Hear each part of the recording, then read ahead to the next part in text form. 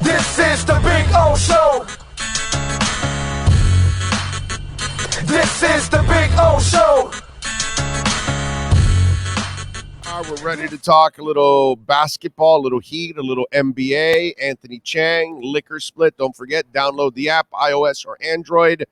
Tap that app, Liquor Split. Get your favorite liquor delivered to your home.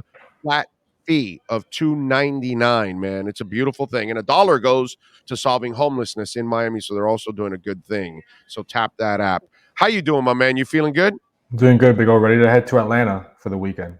So let me ask you: are you ready for the finals? Because I mean, if the Bucks are going to lose Middleton and the Suns are going to lose Booker, I mean, the road is they're paving the road for the Miami Heat to get to the finals. There, I mean, I don't wish injury on anybody, but wow, man, watching those two guys go down, those are, I mean, they both lost right immediately because those guys went down. It shows you how fragile this thing can be, and we felt it in the bubble when Bam and Goran, by the way, who played pretty well last night, went down in the finals for us. Yeah, I was about to say this. If you need motivation to end this series quickly, that's one right there. Play less games, less risk of injury, because this is very fragile. We've seen it. A turned ankle by Jimmy Butler, and this could be totally different in a week. So if you're the Heat, you want to end this as quickly as possible. Obviously, those injuries don't hurt the Heat, but the East is so tough, Big O. You've seen it. Like Brooklyn could be, I mean, Brooklyn's down 2-0, but they could be up 2-0. I mean, they could have won game 1. Game 2, they just played bad toward the end. And then Philly's looking good. Even Chicago is looking much better than we thought. So the East is loaded. Well, they lost Middleton, so yeah, but even game 1, they were up with like 3 minutes left. That's true. They looked better. I mean, I didn't expect them to even be that competitive in the series, to be honest with you. You're right. And they've kept it close, and they stole home court, and it's a long series, but there's probably 4 or 5 teams in the East that if they get out and make it to the finals, I wouldn't be shocked. Yeah, no, it's crazy stuff. Now, watching Brooklyn last night, I'm not saying he's there. I'm just telling you, these were the first signs of Father Time catching up to Kevin Durant. Agree or disagree? I mean, he's not young anymore. He has the Achilles injury. I know that we've all been saying, well, it looks like he's never even had that Achilles injury. I mean, most guys don't come back from that. They're stealing the ball from his ass. They're blocking him. He's turning it over. Ooh. I saw something on Twitter that he's played like 40-plus minutes in I don't know how many games in a row. I mean, they've had to ride him just to make it to the play-in and get, that 7th spot. So I think Father Time, I think just the load that he's had to carry this year with James Harden, all the James Harden stuff, the Kyrie stuff that he hasn't been available for home games most of the season. You haven't been able to rely on him. Durant's been the guy, and they've had to ride him. And I think you're kind of seeing the effects now. And he's obviously facing a very good defense in Boston, who, they're going to make life tough on you, just like we're seeing with the Heat on Trae Young. So I think he's really feeling the effects of just the load he's had to carry over the last month or so. Yeah, and for me, I think Tatum and Brown need these kind of performances because I know they're good. I know they're super talented, but your talent has to start performing in the most important moments of the year, and that's the playoffs. And I haven't seen enough from those guys. And for me, that's that drive in game 1 to finish it off after you gave up the lead. You know what I mean? And then yesterday you're down by as much as 17 or something, and you're able to come back and win that. I think that bodes well for those two cats because personally for me, I need to witness more of that from them at these moments. You know what I'm saying? Yeah, I mean, we saw them a couple of years ago against the Heat, right? And they didn't have the best series, both of them. Yeah. So this is big for them. Just the first round, but you're facing a really good opponent in the first round. So if they can play well against Brooklyn and get out of this round and advance to the second round and face Milwaukee or Chicago, they look good. They've looked good for months now. And these last 2 games, even without Robert Williams, what they've been able to do defensively, Boston's for real. Like, they are one of those teams that I'm talking about in the East that if they get out, I would not be surprised. Yeah, no, I'm of course not. I mean, it's the way they're playing defense. That's what gets you there actually. And I got to give them credit. I got to give the head coach. What is it? Emo. Ime Udoka, yeah, All right, yeah. Ime Udoka. Yeah, I got to give him credit because he's getting them to play the kind of defense that they're capable of. And Brad Stevens did not get them to play that kind of dog defense that they need. And hell, if you're going to beat the Heat, you're going to have to play that tough-minded type defense. And that's one thing I will give the Celtics. You see a lot. You're seeing a lot more of Marcus Smart spread all over the rest of the team. In other words. Yeah, can you imagine a series between the Celtics and the Heat? I mean, those would be like that'd be like 90s basketball. It might be like 92 to 87 games. Pat Riley would love that. Yeah. So yeah, that would be a fun series of full of defense and probably not great offense. Although I will say this, I thought the referees last night, they mismanaged the hell out of that game, bro, because all of a sudden they started calling every little foul, and it just got abusive to a point where it took away from the game. I have to tell you. Lost in Brooklyn or Heat and Hawks? Both No, I'm of them were talking about last night. I'm talking about yeah, Brooklyn. Brooklyn. I know what you're saying, but yeah. last night I thought because they kind of, and the announcers were kind of pointing that out, that you weren't calling that earlier, and now you're calling it, and it just became to a point. It got to a point where it became a little ridiculous. Yeah, playoff basketball. It's tough to officiate, but yeah, there were some definitely questionable calls last night. Yeah, it was ugly. All right, they're off tonight, obviously, so they've got an extra night to rest.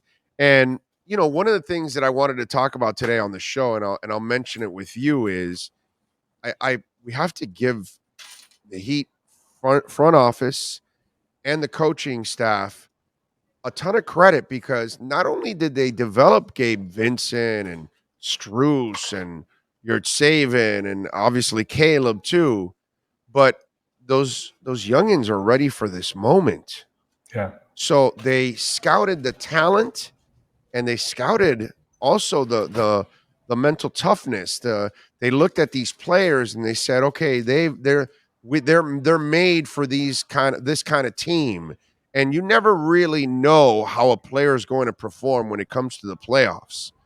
And I think we're kind of taking it for granted almost of how good. I mean, Gabe Vincent, dude, what he's doing in this series. Jesus Christ, dude, his defense, his facilitating has been just, diamond quality, what he's done. But he's doing it at a playoff level. Okay. And that to me is that's the part that I'm really impressed, that these young guys, yeah, sure, they're playing great in the regular season and all of that. And you know what? It'll be interesting to see how they transfer their playoff game to the road also next, too. You know what I'm saying? Yeah. But still, I am so impressed that these young guys have been ready for the moment.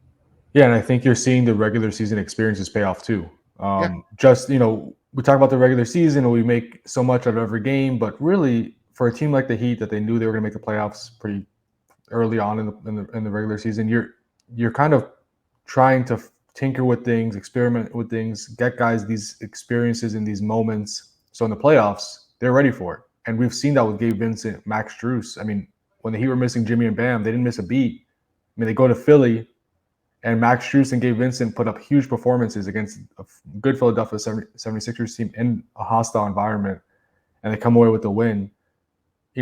Those moments stack on top of each other, and these are the results of it. And yes, there's a lot of behind-the-scenes work, but them stepping into those roles, I think gave them confidence. I think gave the Heat confidence. I think most importantly gave their teammates confidence that they could do it.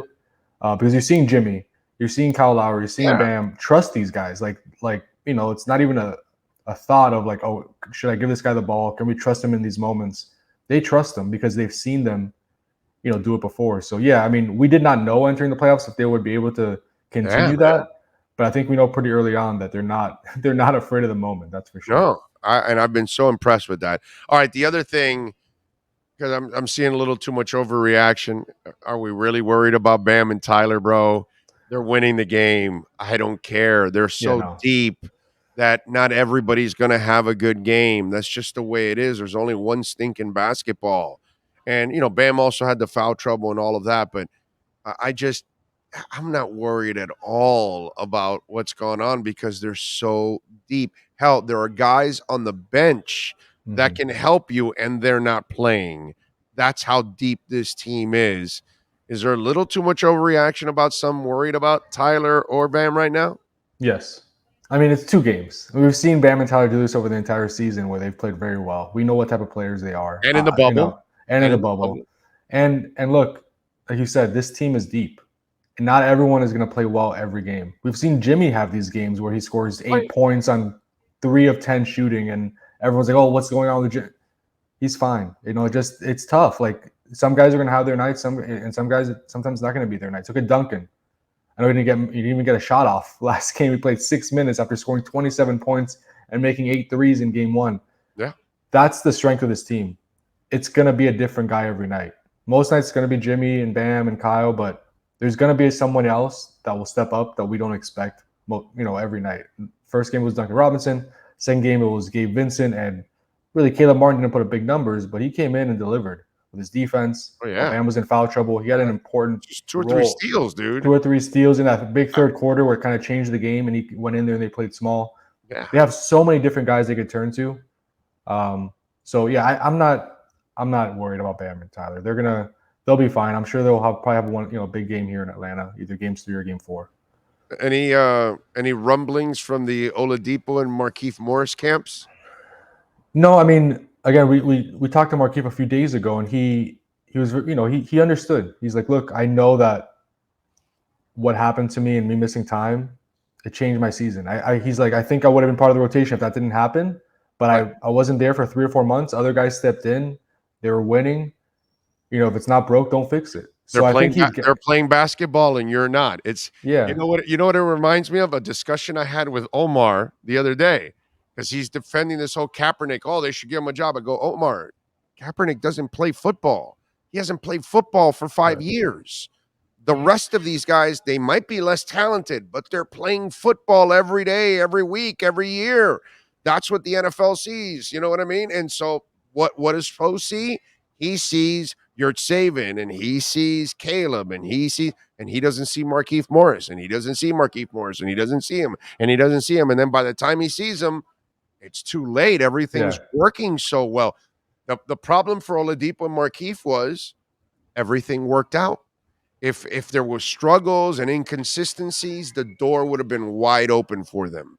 Yeah. But because you're out of sight, out of mind, you get left behind.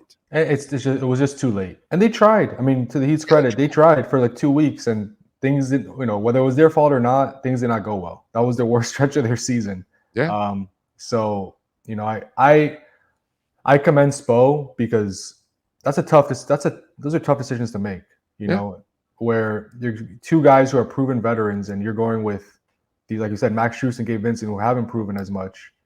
But they're playing. And they're playing, and it looks to be the right call. Right. They're playing, and they're playing well, and they fit well with what's going on. And let's be honest, Markieff is going to have an edge on some of these guys on the defensive side of the court, not the offensive side. Offensively, most of these cats are better skilled than he is, and even more consistent, definitely as shooters.